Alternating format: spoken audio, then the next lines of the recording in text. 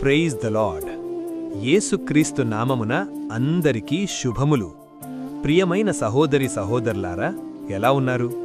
దేవుని కృపను బట్టి అందరూ బాగున్నారని అనుకుంటున్నాను. సరే, మీ తప్పు పెద్దదా? అయితే ఆయన ప్రేమ ఇంకా పెద్దది. అదేంటో చూద్దాం రండి.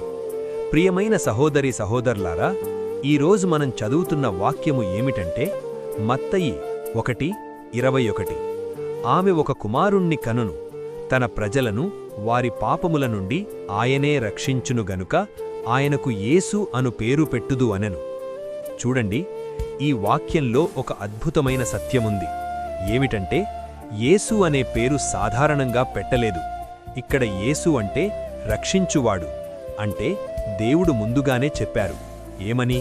ఈ శిశువు పుట్టేది కేవలం అద్భుతం చూపడానికి కాదు, కేవలం బోధించడానికి కాదు.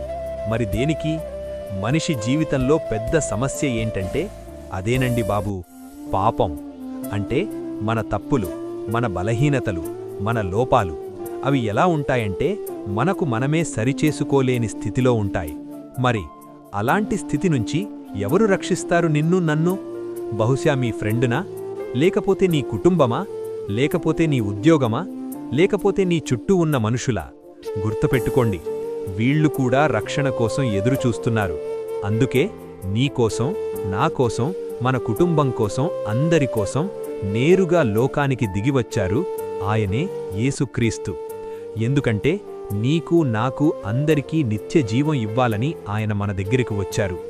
అదే యేసయ్య జననం యొక్క అసలు అర్థం.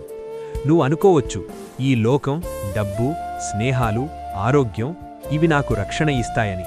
కాని యేసయ్య మాత్రం నీకు శాశ్వత జీవం ఇవ్వాలని ఆశపడుతున్నారు. ఆయన ఇవ్వడానికి సిద్ధంగా ఉన్నారు. నువ్వింకా ఆలస్యం చేస్తున్నావు. ఆయనను విశ్వసించు, నమ్ము. నీ హృదయంలో ఆయనకొక స్థానం ఇవ్వి చాలు. యేసుక్రీస్తు కృప నీకు, నాకు, మన అందరికీ నిత్యము ఉండునుగాక. ఆమెన్.